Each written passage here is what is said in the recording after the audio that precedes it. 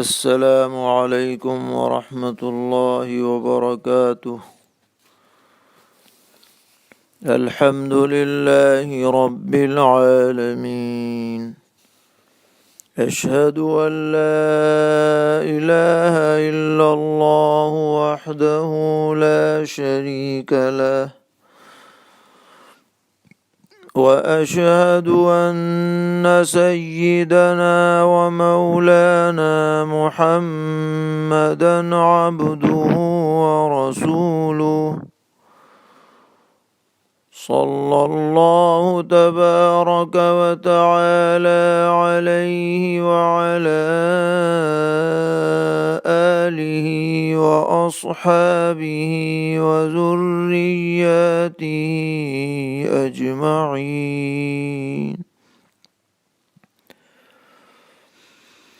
أما بعد فأعوذ بالله من الشيطان الرجيم، بسم الله الرحمن الرحيم، يا أيها الذين آمنوا توبوا إلى الله توبة نصوحا، عسى ربكم أن يكفر عنكم سيئاتكم ويدخلكم جنات تجري من تحتها الأنهار، يوم لا يخزي الله النبي والذين آمنوا معه، نورهم يسعى بين أيديهم وبأيمانهم، يقولون ربنا أتمم لنا نورنا واغفر لنا إنك على كل شيء قدير، صدق الله مولانا العلي العظيم۔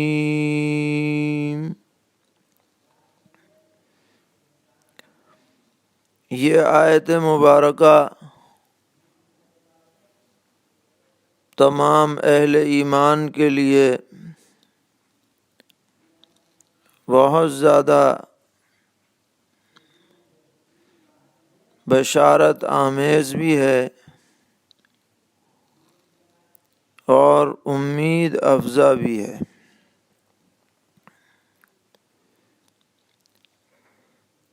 عام طور پر یہ دیکھا گیا ہے کہ جب کوئی آدمی کسی گناہ میں یا غلطی میں مبتلا ہو جاتا ہے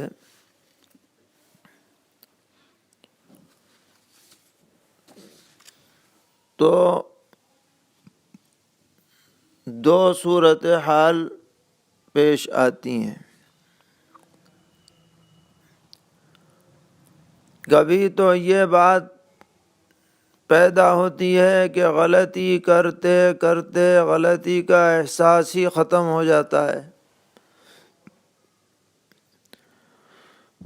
اور آدمی رفتہ رفتہ سرکش اور باغی بن جاتا ہے اللہ تبارک و تعالی، نعوذ باللہ من ذالک۔ اور کبھی ایسا ہوتا ہے کہ گناہ ہو گیا، بعد میں احساس بھی ہوا، لیکن ذہن میں یہ بات آتی ہے کہ میں تو بڑا پاپی ہوں، بڑا گنہگار ہوں، اب میری معافی کیا ہو سکتی ہے؟ لہذا جب معافی نہیں ہوتی تو کرتے رہو جو کر رہے ہو۔ یہ بھی کبھی کبھی شیطان دل میں ڈالتا ہے۔ حالانکہ یہ دونوں باتیں غلط ہیں۔ نہ تو غلطی اور خطا پر جمنا چاہیے اور بے حس ہونا چاہیے، اور نہ ہی اللہ تعالیٰ کی رحمت سے آدمی کو مایوس ہونا چاہیے، بلکہ پہلی فرصت میں سچی توبہ کا آدمی اہتمام کرے۔ یہی تاکید اس آیت مبارکہ میں فرمائی گئی تمام اہل ایمان کو کہ وہ توبہ نصوح کریں، یعنی سچی توبہ کریں۔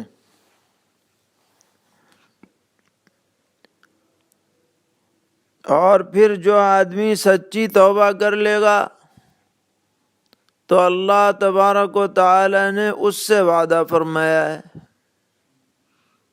کہ جو سچی توبہ کرے گا تو ہم اس کے سب پچھلے گناہ معاف کر دیں گے اور ہم اسے جنت کا مستحق بنا دیں گے۔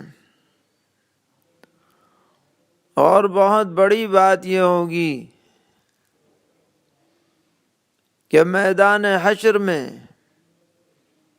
ایسے توبہ کرنے والوں کو کسی ذلت سے سابقہ نہیں پڑے گا، ان کا معاملہ عزت اور عافیت والا اللہ تعالیٰ فرما دیں گے۔ تو جو آدمی بھی سچی توبہ کر لے اس کو انشاءاللہ دنیا میں بھی راحت ملے گی اور آخرت کی زندگی بھی اس کی ذلت اور پریشانی سے محفوظ ہو جائے گی۔ اب سوال یہ ہے کہ سچی توبہ کسے کہتے ہیں؟ کیونکہ ہر آدمی کہہ سکتا ہے کہ میں نے تو کر لی توبہ، میں نے تو کان پکڑ لیے، میں نے تو زبان سے کہہ دیا کہ اللہ میں توبہ کرتا ہوں، میں نے تو پوری تسبیح استغفار کی پڑھ لی، تو کیا یہی خالی توبہ کہلائے گی؟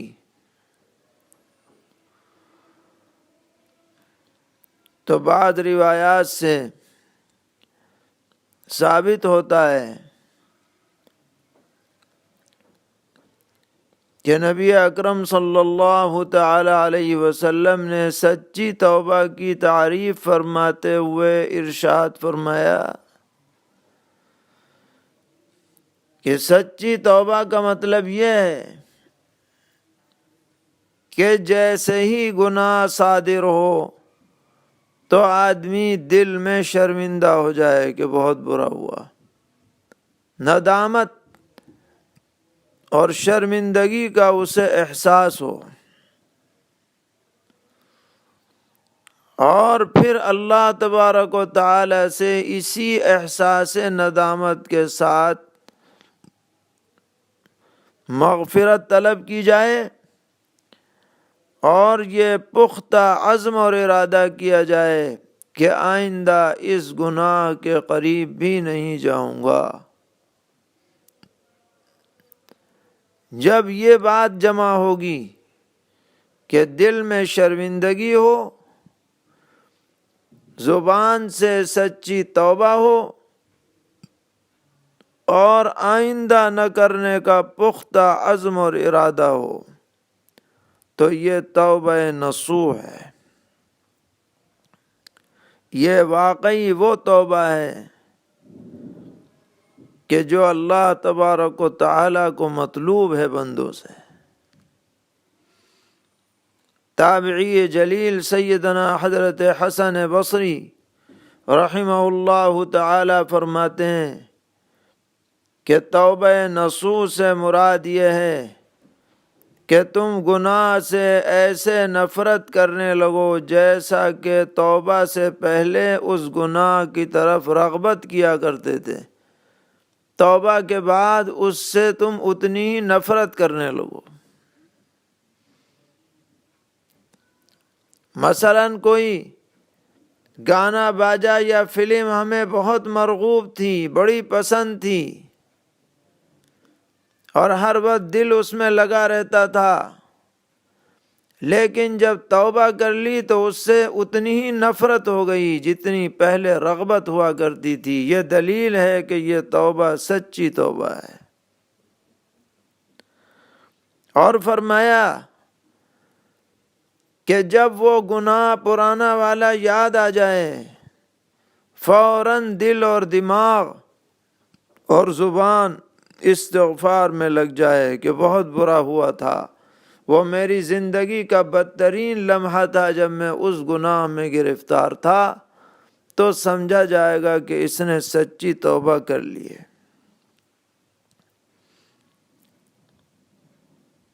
اور ساتھ میں یہ پختہ عزم اور ارادہ ہو کہ اب اس گناہ کے قریب نہیں جانا ہے، تب سمجھا جائے گا کہ وہ سچی توبہ کرنے والا ہے۔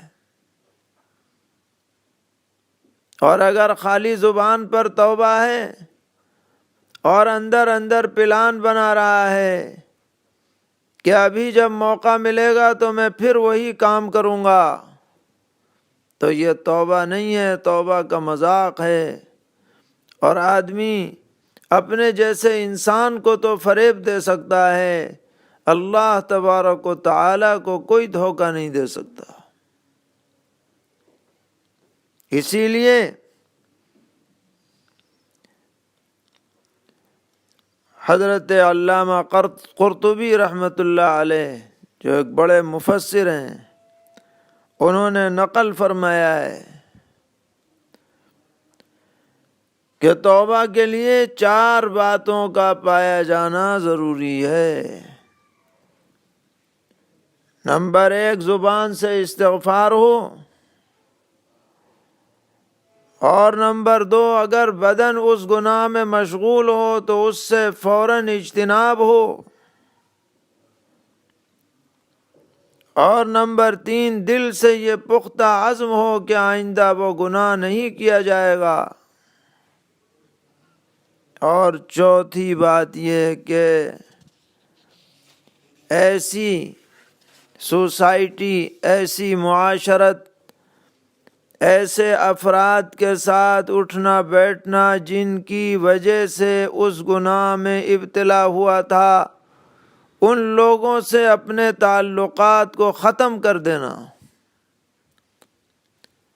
جب یہ 4 باتیں پائی جائیں گی تو توبہ توبہ نصوح کہلائے گی۔ اور اس میں حضرت علامہ حافظ ابن حجر عسقلانی رحمۃ اللہ علیہ نے ایک بات کا اور اضافہ فرمایا کہ اگر اس گناہ کا تعلق حقوق العباد سے ہو، کسی کو گالی دی، کسی پر بہتان لگایا، کسی کا دل دکھایا، کسی کی عزت اتاری، کسی کا پیسہ لیا، کسی کی جائیداد دبائی، اس طرح کا گناہ اگر ہو تو جب تک اس کا حق ادا نہ کر لیا جائے یا اس سے معاف نہ کرا لیا جائے، اس وقت تک یہ توبہ سچی توبہ نہیں ہو سکتی ہے۔ تو خلاصہ یہ نکلا کہ توبہ کا خالی دعویٰ کافی نہیں، بلکہ وہ تمام کام کرنے ضروری ہیں جو توبہ نصوح کے لیے لوازم کے درجے میں ہیں۔ دل میں شرمندگی ہو، زبان سے استغفار ہو، اس عمل کو آئندہ نہ کرنے کا پختہ عزم اور ارادہ ہو، اور اگر حقوق العباد میں سے ہے تو اس حق کی ادائیگی کی فکر ہو، تب سمجھا جائے گا کہ اس آدمی نے واقعی سچی توبہ کی ہے۔ اللہ تبارک و تعالی نے اس آیت مبارکہ میں تمام اہل ایمان کو سچی توبہ کی تلقین بھی فرمائی، اور ساتھ میں توبہ کرنے کے بعد جو اس کی برکات اور ثمرات ظاہر ہوں گے ان کا بھی تذکرہ فرمایا ہے۔ احادیث شریفہ میں بھی متعدد روایتیں موجود ہیں کہ نبی اکرم علیہ الصلاۃ والسلام نے فرمایا کہ اللہ تعالیٰ فرماتے ہیں کہ اے میرے بندو، تم دن رات گناہ کرتے رہتے ہو، لیکن جب تک تم مجھ سے مغفرت چاہتے رہو گے میں تمہیں بہرحال مغفرت سے نوازتا رہوں گا، اس لیے مجھ سے مغفرت چاہتے رہو۔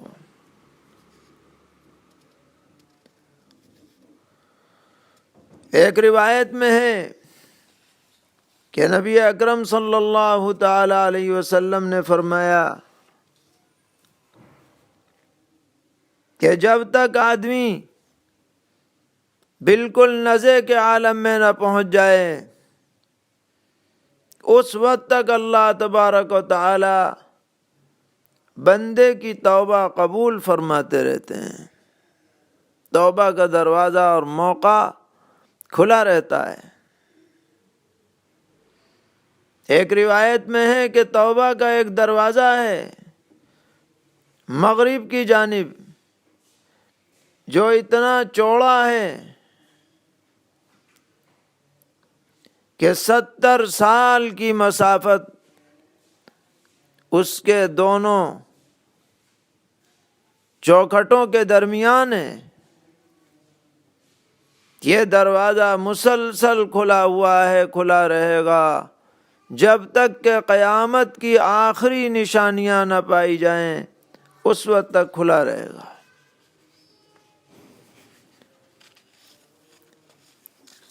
اور اللہ تبارک و تعالیٰ کو بندے کی توبہ سے بہت ہی خوشی ہوتی ہے، بڑی مسرت ہوتی ہے۔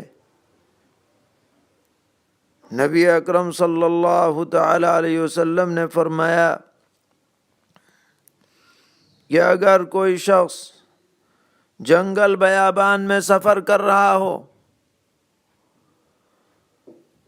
اور وہ چلتے چلتے کسی جگہ سواری سے اتر کر آرام کرنے لگے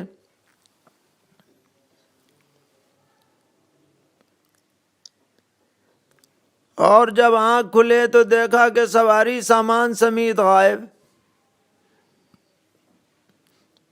اس سواری پر اس کے کھانے پینے کا انتظام تھا، پہننے اوڑھنے کا انتظام تھا، روپے پیسے کے متعلق ذخیرے تھے، سب غائب۔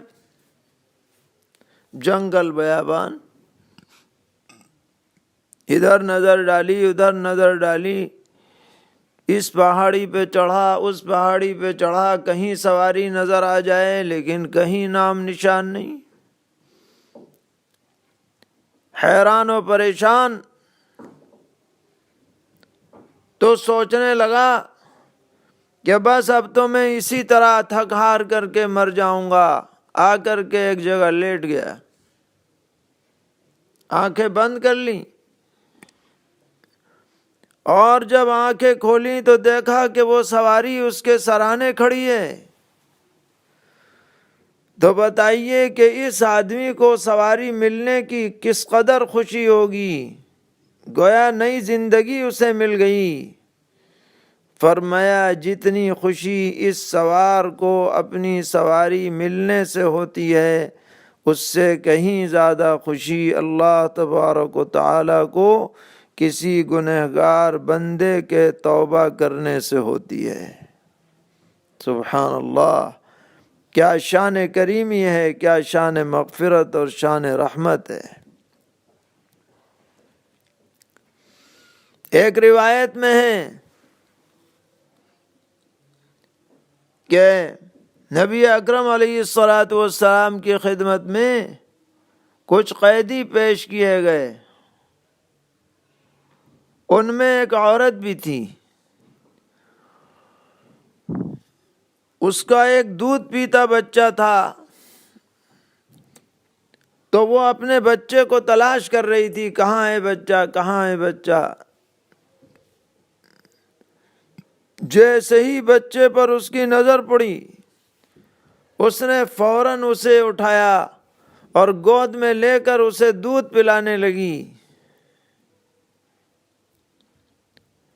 نبی اکرم علیہ الصلاۃ والسلام نے یہ منظر دیکھ کر صحابہ کرام رضی اللہ عنہم سے پوچھا کہ بتاؤ، کیا یہ عورت اپنے بچے کو خود آگ میں ڈالنے کو گوارا کرے گی اپنے ہاتھ سے؟ عرض کیا گیا کہ نہیں، ہرگز نہیں۔ تو پیغمبر علیہ الصلاۃ والسلام نے فرمایا لَلَّهُ أَرْحَمُ بِعِبَادِهِ مِنْ هَذِهِ بِوَلَدِهَا۔ جتنی محبت اور رحمت کا جذبہ اس ماں کے دل میں ہے اس بچے کے لیے، اس سے کہیں زیادہ رحمت اور شفقت اور رأفت اللہ تبارک و تعالی اپنے ہر بندے سے فرماتے ہیں۔ تو اس لیے توبہ کا اہتمام کرنا ہے، اور جو جتنا زیادہ توبہ کا اہتمام کرے گا اتنا ہی اللہ تبارک و تعالی کا محبوب بن جائے گا، پسندیدہ بندہ بن جائے گا، مقرب بندہ بن جائے گا۔ اسی لیے نبی اکرم علیہ الصلاۃ والسلام نے بہت زیادہ اہتمام فرمایا توبہ اور استغفار کا۔ ایک روایت میں ہے کہ میں دن میں 70 مرتبہ استغفار کرتا ہوں، تاکہ دل کے اوپر جو آنے والے اثرات ہیں وہ بھی مٹ جائیں اور ختم ہو جائیں۔ اس لیے ہم سب کو اس کا اہتمام کرنا چاہیے، بار بار سچی توبہ کریں، خیال رکھیں کہ گناہ نہ ہونے پائے، اور اگر کبھی بے خیالی میں گناہ ہو جائے تو اسے ہلکا نہ سمجھے۔ ایمان کی علامت یہ ہے کہ مومن گناہ سے ایسا ڈرتا ہے اور اس کو ایسا احساس ہوتا ہے جیسے وہ کسی پہاڑ کے دامن میں بیٹھا ہو اور ڈر ہو کہ کہیں پہاڑ اس پر نہ گر جائے۔ اس لیے گناہ کو کبھی آدمی ہلکا نہ سمجھے، اور جب ہلکا نہیں سمجھے گا تو فوراً اس کا بوجھ ہٹانے کی فکر اور کوشش کرے گا، اور کوشش کا اثر یہ ہوگا کہ سچی توبہ فوری طور پر اللہ تبارک و تعالی کے دربار میں مغفرت طلب کرے گا، آئندہ نہ کرنے کا عزم کرے گا۔ اور منافق کی علامت یہ ہے کہ بڑے سے بڑا گناہ اس کے لیے ایسا ہے جیسے ناک پہ مکھی بیٹھ گئی ہو، کوئی احساس ہی نہیں۔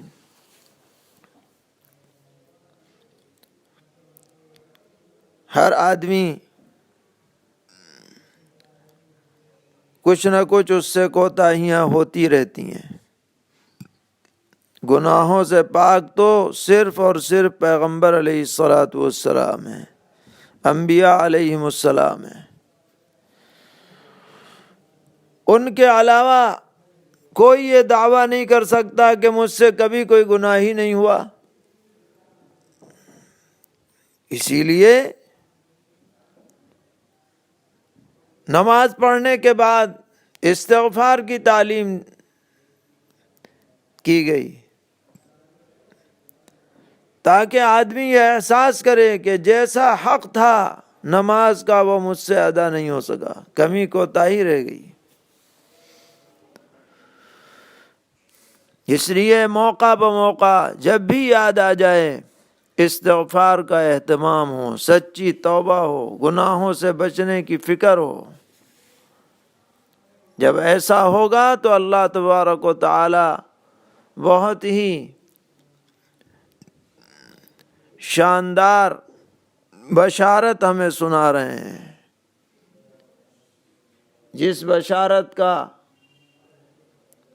اصل اندازہ تو آخرت ہی میں جا کر کے ہوگا، لیکن جو اصحاب معرفت ہیں وہ ان بشارتوں کو پڑھ پڑھ کر اپنے دل میں فرحت محسوس کرتے ہیں کہ اگر تم سچی توبہ کرو گے تو ہم تمہاری ساری غلطیوں کو معاف کر دیں گے، ہم تمہیں جنتوں میں داخل ہونے کا مستحق بنا دیں گے۔ اور اس دن جب اللہ تبارک و تعالی پیغمبر اور ان پر ایمان لانے والوں کو رسوا نہیں فرمائیں گے، اس دن کا حال یہ ہوگا کہ ان کی روشنی، ایمان کی روشنی ان کے آگے آگے چل رہی ہوگی، اور ان کی زبان پر یہ جملے ہوں گے دعائیہ کہ اللہ اس روشنی کو بڑھاتے رہیے، اس روشنی کو برقرار رکھیے، اس روشنی کو کامل مکمل اکمل ہمارے لیے کر دیجیے۔ جتنا زیادہ ایمان، جتنے زیادہ اچھے اعمال، اتنی ہی شاندار اور بہترین روشنی کے جلوں میں چل کر یہ لوگ جنت کے دروازے تک پہنچیں گے۔ یہ بشارتیں سنائی جا رہی ہیں، اس لیے آج موقع ہے، یہ رمضان المبارک توبہ کا موسم ہے، مغفرت کا موسم ہے، جہنم سے آزادی کا موسم ہے، اللہ کی رحمت کا مستحق بننے کا موسم ہے۔ اور آج آخری عشرے کی پہلی رات، جو طاق راتوں میں سے بھی پہلی رات ہے، 21ویں شب ہے۔ آج ہم ابھی فوراً سچی توبہ کریں، دل میں ارادے کریں، ہر گناہ سے بچیں گے، ہر غلطی سے دور رہیں گے، جو ہو چکا اس پر ندامت ہے، آئندہ نہ کرنے کا پختہ عزم اور ارادہ ہے۔ کیا بعید ہے کہ رمضان کی برکت سے یہ توبہ ہماری زندگی میں انقلاب کا ذریعہ بن جائے۔ فرمایا یا ایھا الذین آمنوا توبوا الی اللہ توبۃ نصوحا، اے ایمان والو توبہ کرو اللہ کی طرف، صاف دل کی توبہ، کھوٹ والی توبہ نہیں، نقلی توبہ نہیں، اصلی توبہ کرو۔ عسى ربكم أن يكفر عنكم سيئاتكم ويدخلكم جنات تجري من تحتها الأنهار۔ امید ہے کہ تمہارا رب تمہاری غلطیوں کو تم سے اتار دے گا اور تمہیں جنتوں میں داخل کرے گا جن کے نیچے نہریں بہہ رہی ہیں۔ یوم لا یخزی اللہ النبی والذین آمنوا معه، جس دن اللہ تعالیٰ رسوا نہیں فرمائیں گے پیغمبر کو اور ان لوگوں کو جو ان کے ساتھ ایمان لائے۔ نورهم يسعى بين أيديهم وبأيمانهم، ان کی روشنی دوڑتی ہے ان کے آگے اور ان کے داہنے. یقولون ربنا اتمم لنا نورنا واغفر لنا، اور وہ یہ کہہ رہے ہیں کہ اے ہمارے رب، ہماری روشنی کو کامل فرما دیجئے، مکمل فرما دیجئے اور ہمیں بخش دیجئے. انک علی کل شیء قدیر، بے شک آپ سب کچھ کرنے پر قادر ہیں. یا ایھا النبی جاہد الکفار والمنافقین واغلظ علیہم، اے پیغمبر آپ کافروں سے، منکروں سے اور دغا بازوں سے اپنی جد و جہد جاری رکھیے اور ان کے ساتھ سختی سے پیش آئیے. جو دین کے راستے میں رکاوٹ ڈالنے والے ہیں، جن کی نیتوں میں فساد ہے، جو امت کو نقصان پہنچانے والے ہیں، وہ خالی زبانی باتوں سے باز نہیں آئیں گے، ان کے ساتھ کارروائی کرنی پڑے گی، وہ کرتے رہیے. اور یہ تو دنیا کا معاملہ ہے، ان کا انجام آخرت میں بہت ہی برا ہونے والا ہے. فرمایا وَمَأْوَاهُمْ جَهَنَّمُ وَبِئْسَ الْمَصِيرُ، اور ان کا ٹھکانہ تو جہنم ہے اور وہ بہت بری جگہ جا پہنچے. تو ایمان کا تذکرہ چل رہا ہے، توبہ کا تذکرہ چل رہا ہے، اس لیے اس کے مد مقابل جو لوگ ہیں ان کا بھی ذکر کر دیا تاکہ بات بالکل واضح ہو جائے. اللہ تعالی ہم سب کو ہر طرح کے شرور سے محفوظ فرمائے، دارین کی عافیت سے نوازے. وصلی اللہ تعالی علی خیر خلقہ محمد وآلہ وصحبہ اجمعین.